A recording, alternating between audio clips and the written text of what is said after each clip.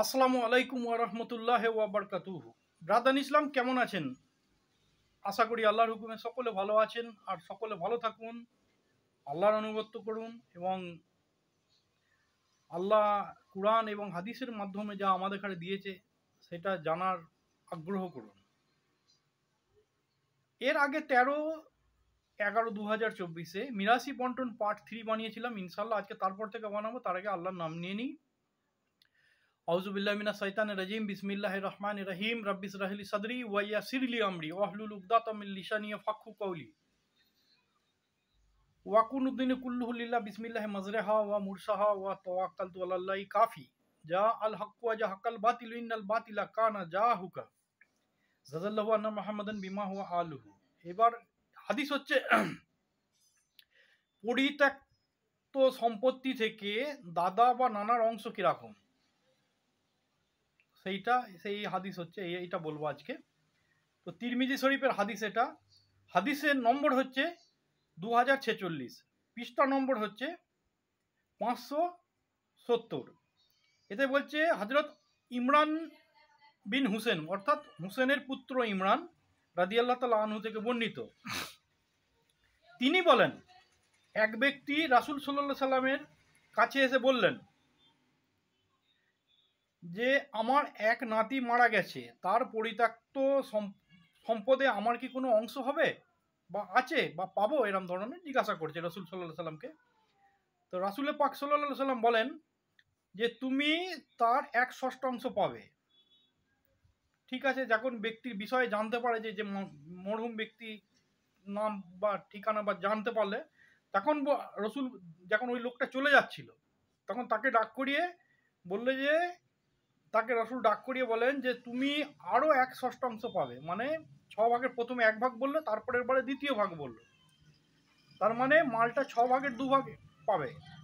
আবার সে যখন চলে যাচ্ছিল তখন পুনরায় ফের ডাক করায় লোকটাকে, পথ থেকে ডেকে এনে আবার বলে যে যে পরবর্তী 1/6 1 অংশ তোমার জন্য অতিরিক্ত রিজিক স্বরূপ। বোঝা গেল? তার মানে মরহুম ব্যক্তির 3 ভাগের 2 ভাগের 1 ভাগ নানা পেয়ে গেল। মানে যদি 6 ভাগে ভাগ হয় 3 ভাগ নানা পেয়ে গেল। 3 ভাগের হয়তো ওই ব্যক্তির কোনো বোন ছিল, সাগা, কিংবা শুধু কন্যা ছিল, আর নানা ছিল কিংবা দাদা ছিল, ওই কারণে এরম ভাগ হয়েছে। ঠিক আছে? তো অতিরিক্ত ওয়ারিস থাকলে তুমি তাহা পেতে না, বা ওসিয়াত করে গেলে তাহলে আরো কম পেতে। ওই জন্যে জিজ্ঞাসা করে নিয়ে তারপরে আল্লাহর নবী এটা ফয়সালা করেন। ঠিক আছে, ব্যক্তিদের ঘাড়ে। এইবার হচ্ছে নানা বা দাদা বা নানি দাদি এদের কিরকম মিরাজ বন্টন হয়। এটা হচ্ছে আপনার, আমি যদি মারা যাই, এবার মনে করুন যখন দেখা যাচ্ছে যে নানি আছে, তাহলে আমার 6 ভাগের 1 ভাগ পাবে। এবার নানি দাদি দুজনে আছে, তাহলে ওই 6 ভাগের 1 ভাগটা 2 ভাগে ভাগ হবে। এবার দেখা যাচ্ছে যে নানি আছে আর দাদা আছে, তাহলে ওই 6 ভাগের 1 অংশটা 3 ভাগে ভাগ হয়ে 2 ভাগ দাদু পাবে, দাদা বাপের বাপ, আর 1 ভাগ মায়ের মা নানি পাবে। মানে পুরুষ অংশ 2, মেয়ের অংশ 1। এবার নানি দাদি দুজনে আছে আর নানা দাদা দুজনে আছে, তাহলে কিরম হবে? ওই মালটা 3 ভাগে ভাগ হবে। 3 ভাগে 6 ভাগে ভাগ করতে পারেন। 2 ভাগ দাদু পাবে, 2 ভাগ নানা পাবে, নানু পাবে, 1 ভাগ দাদি পাবে, 1 ভাগ নানি পাবে। মানে 6 ভাগের 1 ভাগটাই পেলো। এবার মনে করো এবার নানি শুধু আছে, যদি কেউ না থাকে তাহলে নানি পুরোটা পেলো। এবার মা আছে নানি আছে, তাহলে মা পাবে অর্ধেক। তারপরে এবার নানি, এবার তখন যেরম হিসেব মতো থাকবে তার কি বাকি আছে না আছে সেরম হিসেবে নানি পাবে। যত কাছের নৈকট্যের আত্মীয় বেঁচে থাকবে, দূরের আত্মীয়রা কম পাবে। এবার মনে করো কেউ নেই, কেউ এমনও একটা আছে এর মধ্যে হাদিসে, এক ব্যক্তির কেউ নেই, তার আর কি সে জীবনে একটা আজাদ করেছিল গুলামকে আজাদ করেছিল, আল্লাহ রসুল সমস্ত সম্পত্তি সে তাকেই দিয়ে দিয়েছে, গুলামকে। যাই হোক, দুটো হাদিস বললাম। সূরা নিসার 11 নম্বর আয়াতে 10 নম্বর বার্তা আল্লাহ কি দিয়েছেন, কথাটা কি বলেছেন বান্দাদের উদ্দেশ্যে, যে অর্থাৎ তোমাদের পিতা ও সন্তানের মধ্যে কার দ্বারা মানে কোন সন্তানের মাধ্যমে তোমরা উপকৃত হবে দুনিয়া ও আখেরাতে, সব থেকে বেশি উপকৃত হবে তাহা তুমি বলতে পারবে না। কে বলতে পারবে? এটা আলেমুল গায়েব, আল্লাহই একমাত্র বলতে পারবে যে কোন ছেলেটা কার কি উপকার আসবে, কোন বান্দা কার উপকার আসবে, সেটা আল্লাহই জানেন। ইবনে আব্বাস রাদিয়াল্লাহু তাআলা আনহু থেকে বলছেন হাদিসটা এটা, যে তোমাদের সন্তানদের মধ্যে বেশি আল্লাহর অনুগত্যকারী কে, কে আল্লাহকে রাজি করে রেখেছে, কে আল্লাহকে রাজি করতে জানে, বা কে নিষ্পাপ, সে কেবল আল্লাহ জানে। কেন? এটা কারুরই জানার ক্ষমতা নেই। ওই জন্য বলছে না যে আল্লাহ নবীকে বলছে যে তুমি দাওয়াত করো, হিদায়তের মালিক আমি, যে আল্লাহকে কে কতটা হৃদয় থেকে কতটা টানবে, মানে আল্লাহর ইয়েকে, ভালোবাসাকে, বা আল্লাহর ওপর ভালোবাসা নিচ্ছাবার করবে, সেটা ব্যক্তির মানে চিন্তাধারার ওপর মানে ইমানের বিষয়টা হয়। আমি যেরকম আল্লাহকে চিন্তা করব সেরকম আল্লাহ আমাকে চিন্তা করবে। যে ফাজ করুনি ওয়াজ করুকুম, তুমি আমাকে যে স্মরণ করো আমি তোমাকে স্মরণ করবো। এবার যে কে কিরাম করবে সেটা পৃথিবীর কেউই জানে না। যদি আল্লাহ কাউকে জানিয়ে থাকে তাহলে জানতে পারো। ওই জন্য বলছে যে তোমার সন্তানের মধ্যে কে তোমার কাজে আসবে সেটা আল্লাহ জানে, তুমি জানো না। ওই জন্যে বলতে চাইছে যে কোন ছেলে কিয়ামতে কাজে আসবে, কোন ছেলে দুনিয়ায় কাজে আসবে, কোন ছেলে হাসরের ময়দানে তোমাকে সুপারিশ করবে, তা কেবল আল্লাহই বেতার জানে। তাই নিজ সন্তান দেখারে সম্পত্তি থেকে বঞ্চিত করো না, বাবা অন্যায়ভাবে ঠগি করো না বাপ হয়ে। এই ঠগি করাটা হচ্ছে বেঈমানির লক্ষণ। যদি কেউ ফাঁকি দেয়, ওয়ারিসকে ফাঁকি দেয় কিংবা হক না দেয়, এ ফাঁকি আর হকের মধ্যে একটা হচ্ছে কিছুই না দেওয়া, আর একটা হচ্ছে কম বেশি দেওয়া। ঠিক আছে? ফাঁকি দেওয়া মানে কম বেশি দেওয়া, আর হক না দেওয়া মানে একবারই দিল না বা ন্যায্য দিল না। না দেওয়া সন্তানদের চোখের এক ফোঁটা পানি তোমার জাহান্নামে যাওয়ার জন্য যথেষ্ট। সে সূরা নিসা 14 নম্বর আয়াতে বলে দিয়েছে। এবং কি হবে, যাকে আমি দুনিয়াতে কম দিলাম তার আমি দুনিয়া খারাপ করলাম, যাকে আমি বেশি দিলাম তার আখেরাত খারাপ করলাম। ঠিক আছে?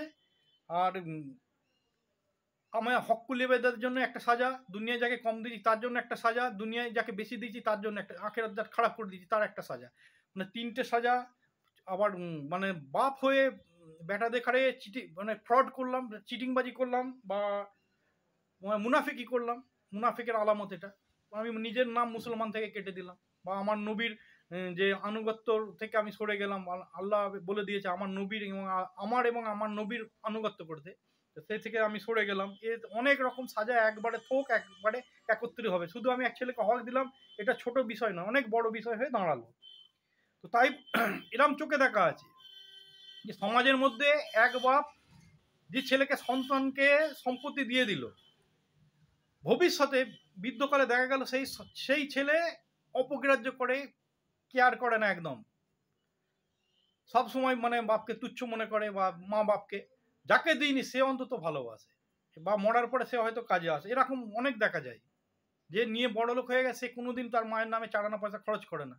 যাকে দিইনি সে বেচারি মানে গরিব হতে পারে, যাহাক মাক করে কষ্ট মষ্ট করে দু চারটে ছেলেকে ইসালের স্বভাবের জন্য খাইয়ে দাইয়ে ইয়ে করছে, মানে নেকির জন্য, মায়ের দোয়ার জন্য কাজে লাগায়। ওই জন্য বলছে যে তুমি কারো বিষয়ে তুমি জানো না। ওই জন্য কাউকে সন্তান দেখারে ওয়ারিস ঠকানো ব্যক্তি অবশ্যই জাহান্নামে যাবে। আল্লাহ মুমিনদের এক এক জন্য অন্যের জন্য সুপারিশ, মানে আল্লাহ মুমিনদের এক অন্যের জন্য সুপারিশ গ্রহণ করবেন কখন? এক বাপ নেককার ছেলে তার বাপকে যদি সুপারিশ করে, তখন বেটা জান্নাতে যাচ্ছে, সেই সময় মানে অঢেল তার কাছে নেকি আছে, তখন সেই নেকির মারফতে যদি তার বাপের গুনার থেকে বাঁচিয়ে নিতে পারে, সেইগুলো সুপারিশ করবে। এবং এই বিচারের বিষয়ে কতটা কি হবে সে আল্লাহ বেহতর জানে, আমি অতটা জ্ঞানী নই বাবু। যাই হোক, বাংল অনুবাদে সংক্ষিপ্ত তফসিরুল কোরআনের পার্ট 1 জিলদ নম্বর 1, অন্য একটা হাদিস বলছি এটা, আর পৃষ্ঠা নম্বর 392। এখানে একটা হাদিস এসছে যে এখানে আল্লাহ বলছে শরীয়তের নীতি হিসেবে, আল্লাহর শরীয়তের নীতি হচ্ছে প্রথমে মরহুম ব্যক্তির বা মরহুমা ব্যক্তির সম্পত্তি থেকে ইসলামিক শরীয়ত হিসাবে আগে কাফন দাফনের খরচের ব্যবস্থা করো।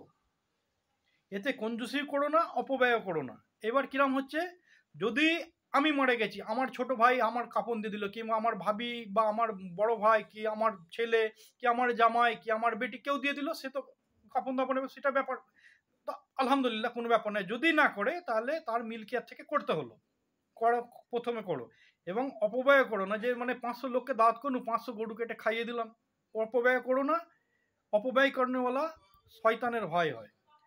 কঞ্জুসি করো না, যে যেটা প্রয়োজন সেটাও খরচ করলে না, তো তাহলে কি হলো, কঞ্জুসি করা। কঞ্জুসের আর এক নাম হচ্ছে বখিল। বখিল ব্যক্তি জান্নাতি নয়, কিন্তু আল্লাহকে জাহান নামে দেবে। কঞ্জুসকে আল্লাহ জান্নাতে দেবে না, এরম একটা হাদিস আছে, আমি যখন যাব তখন বলবো। পছন্দও করে না আল্লাহ। ওই জন্য বলছে কঞ্জুসি করো না, অপব্যয় করো না, তার সম্পত্তি থেকে প্রয়োজন মতো খরচ করে নাও। তারপর মৃত ব্যক্তি যদি ঋণের বকেয়া থাকে, বকেয়া পরিশোধ করো। ঋণের বকেয়াটা, বাকি যে অংশ আছে সেটা কমপ্লিট পরিশোধ করো। যদি তার পরিত্যক্ত সম্পত্তি থেকে সমস্ত ঋণ পরিশোধ না হয়, তাহলে তার আর তাহলে তার যে ওয়ারিশ আছে তাদের কর্তব্য হচ্ছে বাপের ঋণ শোধ করা। আর যদি শোধ হয়ে যায় তাহলে আলহামদুলিল্লাহ, কোনো ব্যাপার নেই। যদি শোধ হয়ে শেষ হয়ে যায় তাহলেও কোনো ক্ষতি নেই, তাহলে ওয়ারিশরা কিছু পেল না। আর যদি মনে করুন যে কোনো জায়গায় আটকে গেল, তাহলে কিছু কম পড়লো, তাহলে ওয়ারিশদের কর্তব্য হচ্ছে বাকি অংশ ঋণ পরিশোধ করে দেওয়া। এটা হর ছেলের উপর মানে কর্তব্য। তার মানে বাপ এক সময় তার জন্য যে ইয়ে করেছে, মেহনত বা খাওয়ন দাওয়ন যা কিছু করেছে, একটা বাপের ভূমিকা নিবিয়েছে, সেই হিসেবে ছেলের ভূমিকা নিবানো হচ্ছে যে তোমার বাপের ঋণটা শোধ করে দেওয়া, ঠিক আছে, পরিশোধ করা। মৃত ব্যক্তির ঋণ পরিশোধ যতক্ষণ না হচ্ছে, এবার ঋণ শোধ করার পর কমপ্লিট বকেয়া যে জিনিসটা ছিল, বকেয়া যে জিনিসটা ছিল ঋণের, সেটা শোধ করা হয়ে গেল। তারপরে এবার যে মৃত ব্যক্তির ঋণ পরিশোধ যতক্ষণ না হচ্ছে, তার পরিত্যক্ত সম্পদের ওয়ারিশত্ব কেউ পাবে না। এবং মৃত ব্যক্তি যদি কারো নামে ওসিয়ত করে রেখে গেলেও তাহা কার্যকর হবে না। দুটো জিনিসই বাকি থাকলো, আগে ঋণ পরিশোধ, তার পরবর্তী ক্ষেত্রে পক্ষান্তরে যদি ঋণ পরিশোধের পর সম্পত্তির অবশিষ্ট থাকে বা ব্যক্তির কোনো ঋণ না থাকে, হয়তো কোনোদিন ঋণ করেনি সেই ব্যক্তি, তবে ব্যক্তির ওসিয়ত করা থাকলে এবং তাহা গুনাহের ওসিয়ত নয় বা অবৈধ নয়, জায়েজ ওসিয়ত হতে হবে। এবার গুনাহের ওসিয়ত কিরকম, আমি হয়তো কোনো জায়গায় যেতে যেতে সড়কে ইয়েতে মারা গেলাম, তো কোনো লোক এমন চালাক চতুর আমার সঙ্গে ছিল, কি আমার অনেক চতুর ভাই ছিল, কি যে হোক কেউ ছিল, তো সে আমার মৃত ব্যক্তির ছাপে তুলে নিয়ে এলো, কি আমার ছেলেরা কি আমার মেয়েরা, যে হোক এরমভাবে, এটা হচ্ছে কে, যে এই সম্পত্তিটার নাম হচ্ছে যে গুনাহের সম্পত্তি। ওসিয়ত করে নিল যে অমককে 3 বিঘে জমি দাও, কারোর সঙ্গে ষড়যন্ত্র করে তোর নামে 3 বিঘে জমি লিখে দিলাম, পর তুই 5 কাঠা নিবি, বাকি আমাকে 2 বিঘে 15 কাঠা আমায় ফেরত দিবি, এরকম ধরনের চতুরাই করে, এটাও যেন না হয়। এবং অবৈধও না হয়। অবৈধটা কিরকম, অবৈধটা হচ্ছে যে আমি যদি আমার সম্পত্তি 1 টাকা থাকে, 1 টাকার 50 পয়সা আমি ইয়ে করতে পারি না, ওসিয়ত করতে পারি না। ওসিয়ত 3 ভাগের 1 ভাগ, সবসময় জেনে রেখে দেবেন, 3 ভাগের 1 ভাগ ওসিয়ত হয়। তার মানে 1 টাকা থাকলে 33.33% হচ্ছে আমি ওসিয়ত করতে পারি। ওর কম করলে অসুবিধা নেই, কিন্তু বেশি করলে সেটা কার্যকর হবে না। ওই জন্য বলছে অবৈধও যেন না হয় আর গুনাহেরও যেন না হয়।